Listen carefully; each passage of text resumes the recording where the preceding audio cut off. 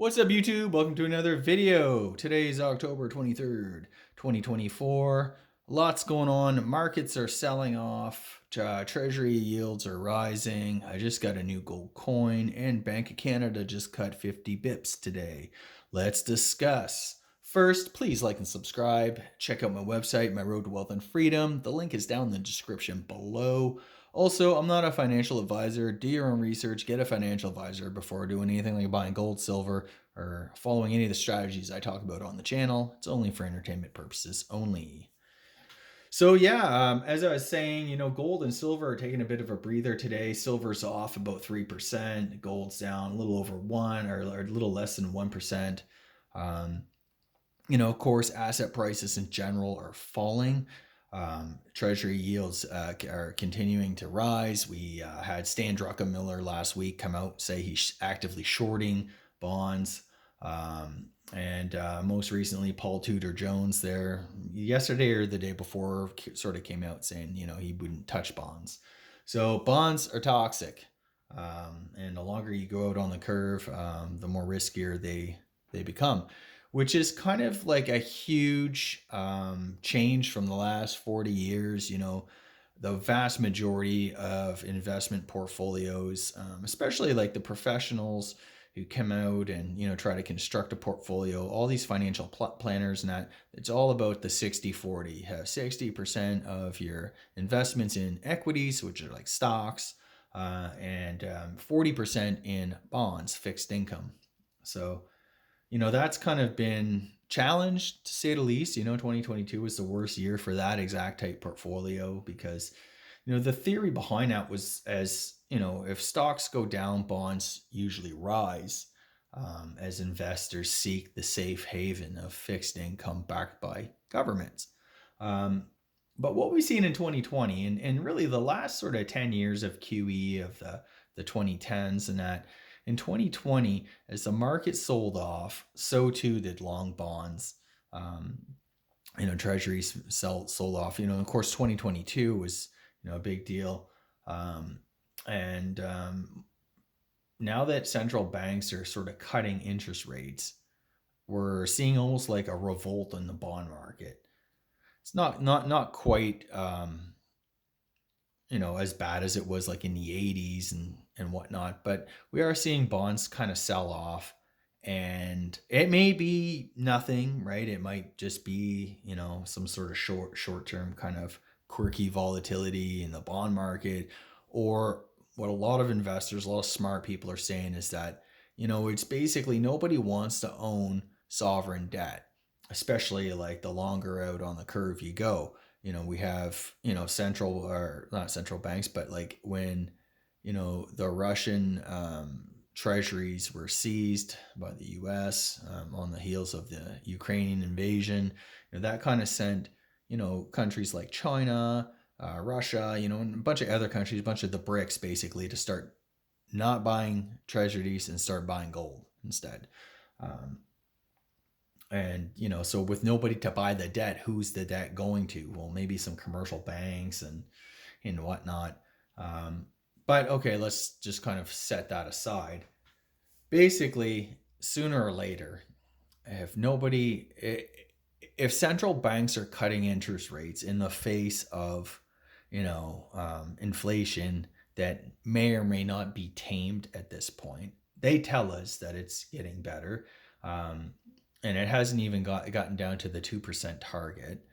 Here in Canada, it's measured, the most recent inflation report was 1.6%. So our central bank cut 50 bips today.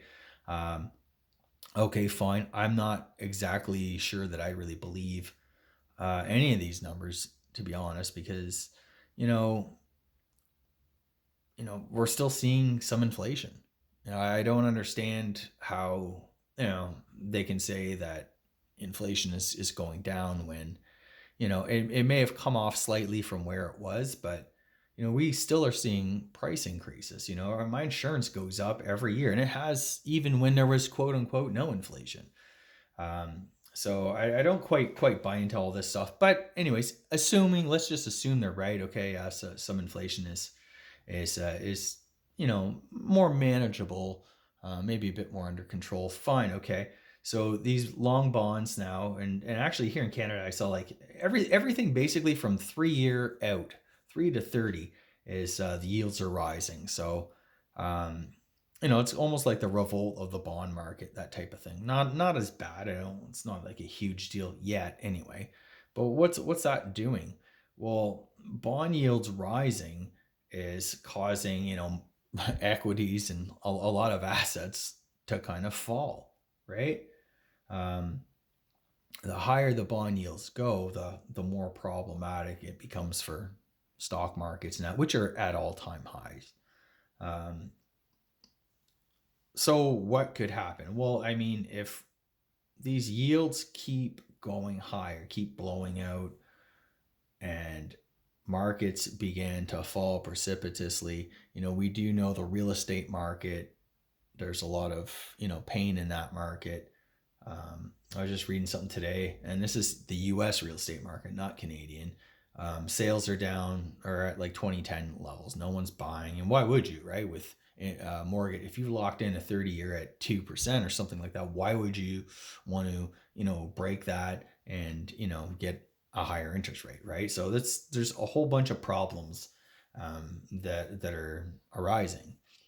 Also, bond yields going up means people are selling bonds. The value of the asset, the underlying asset, which is the bond, the promise, government promise, um, is going down. And a lot of banks, pension funds, insurance companies, that they hold a lot of these things. So, with that underlying asset value declining, and it's kind of problematic.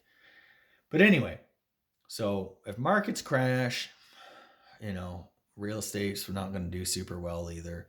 It's going to force central banks. Not only will they continue cutting rates to zero, but they will probably have to do more QE. Basically, they're going to be the buyer of last resort. They're going to be buying sovereign bonds. I do think that we're probably headed towards either in or headed towards sovereign debt crisis. Canada had one in the mid '90s. It was not a happy time.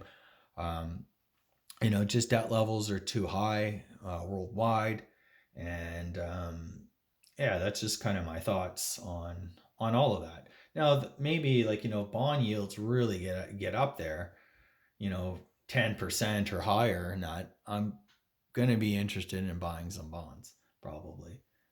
Maybe some TLT or something like that, but I don't really think we're quite there yet. And I mean, I don't really know. If I never own another bond, I'm happy. I don't really care. Um, but anyway, that's sort of my thoughts on, the bond yields going up and, what this means for markets. And so that brings me to my next sort of topic is like, again, like the importance of diversification. It's just like, there is no one investment that's going to save you. There's no, I think it's, basically a collection of everything. You're never gonna gold's not gonna go up every single day. It's gonna have its corrections. It's gonna, stocks, are also, they're up and down. There's nothing that is like, a sure thing. Is basically what I'm trying to say. So I do personally, I hold, some cash in like some money market funds. Um, Even though there's inflation, even though I'm being devalued every single day, and all of this stuff. But the flip side is you go buy some gold or Bitcoin or whatever, and you run into the same thing, right? Like if you put all your money in any one sort of thing, um, it really does kind of leave you vulnerable. And there are, in spite of my concerns about being devalued and currencies and inflation and all of that stuff, it is important to still hold a certain portion of your savings in cash, especially if you have debt payments and that you need to make. you know I'm debt free. I'm happy about that. I want to stay that way. I don't play on margin.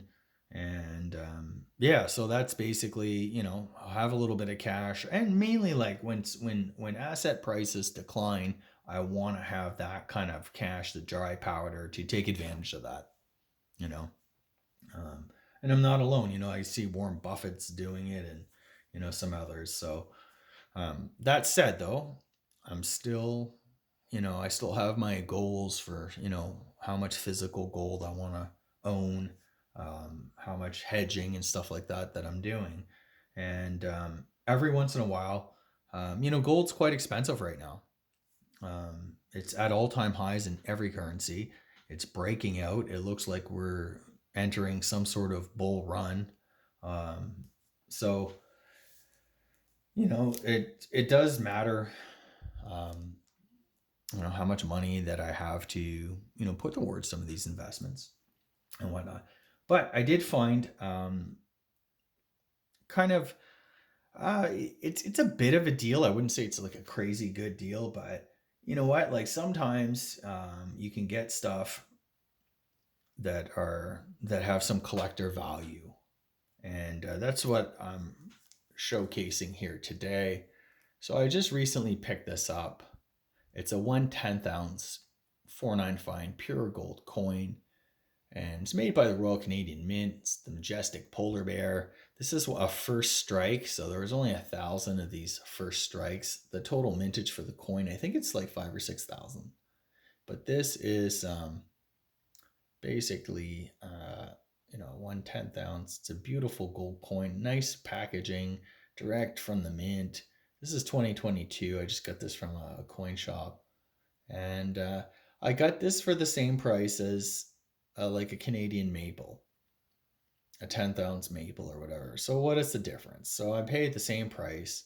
So it's a little bit of a premium over buying like a full 1 ounce coin. But something like this is going to appreciate in value because it also has a little bit of collector importance, right? There's not that many out there. This is a first strike, so it's probably an MS70 or something like that if you want to get into the grading. Um, I'll just say I don't believe in first strikes. You know, I don't think they're any better than the other 5 or 6 thousand that they produced, right? Like I bet you most of them are going to be in a 69, 70 range. So a first strike is just sort of a gimmick to me. But I will say it's a beautiful coin. It's definitely worthwhile. Polar bear, has a little animal on it. That has significant. People like that stuff. This is something that will appeal to a broad range of people, not just gold and silver stackers or coin collectors, like just kind of everybody. Okay, a little keepsake and that. And I bet you, a couple years from now, there'll be a little bit of a premium on this. Not so much because it's gold, but it will have a little bit of collector value or importance or something like that. On the back here, you see it's 2022. It's comes in an assay card, and on the back you get good old Queen Elizabeth II. And it's just really, when these coins first came out, they're just really beautiful coins. I really like the pattern, like the background pattern. And I managed to find a few more, so I got a couple more on the way. The 2023 and 2024, so a little bit of a collection, I guess. But it's only a 10th ounce. I haven't been buying this year. I didn't actually buy one like standalone ounce of gold, mainly because of price. It was like getting like really too expensive, and it was kind of my fear. So I've been kind of focusing more on the historical coins, more on the smaller denominations, and I'm good stacking fractional gold. I think that's great. If you need to sell some gold, and you have a little bit of fractional, that's okay. At least you don't have to sell like your full ounce. And yeah, so I got a few of these on the way, and you just keep adding to your stack slowly, methodically over time. That's kind of what I've been focusing on. That's been sort of my goal as our net worth increases. I like to make sure that our gold, physical gold, and precious metals and stuff like that kind of follows suit. I like to keep probably between 5 and 10%. I think now I'm kind of probably around 10% of the net worth. or at least in financial investments in physical. So, I mean, to each his own. And like I said in my other videos, like, if gold goes to the moon, I'm not going to be like a millionaire and, a billionaire, as they say. My purpose in owning this stuff is really, truly like a hedge. I have, serious concerns about, the economy and investments and stuff like that. And, the older we get, the less we can really afford to lose. And by losing, it's not just a nominal value. It's not just like your stocks go up and down. It's like the decline of purchasing power. That is my kind of true concern, and it's a big reason why I hold a good portion of my family's like assets in physical gold. So yeah, that's the big coin I want to showcase there today. I got a few more on the way. I'll do a few more videos as they sort of come in. And yeah, guys, I hope you guys are doing well and you're stacking and you're meeting your financial goals and commitments. And these are hard times, and I don't really feel like anybody really has the right answer. We still got the inflationistas and we still have the deflation people. I saw David Rosenberg, who is kind of like a perpetual bear. He was saying, he's, all for long bonds, right? Like not all for, he's not like myself, he's not all in on just one trade, right? He owns physical gold. He does have some equity exposure, and like that's the thing. Like nobody is 100% in or out of any one thing, because that is super super risky. Um, but it's just a matter of opinion where things are going, and different pathways to get there.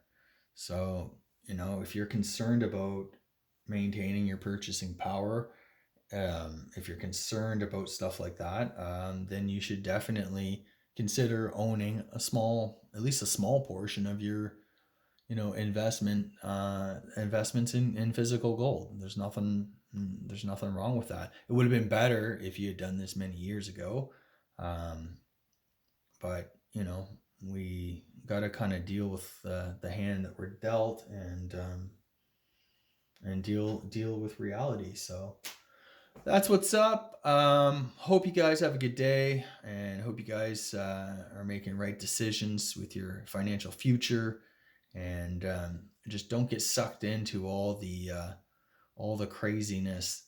Nothing is going to the moon. It's going to be a rocky road ahead, I think. There'll be periods of time when gold does very well, periods of time when it probably doesn't do so well.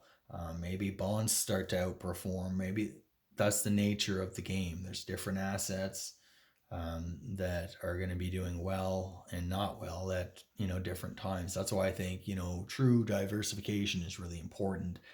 And if I'm honest, nobody really owns physical gold. So that to me seems like a place you might want to be. But again, this isn't investment advice. Do your own research. To each his own. That's it for today, guys. Thanks so much. Like, subscribe, check out my Road to Wealth and Freedom. Cheers.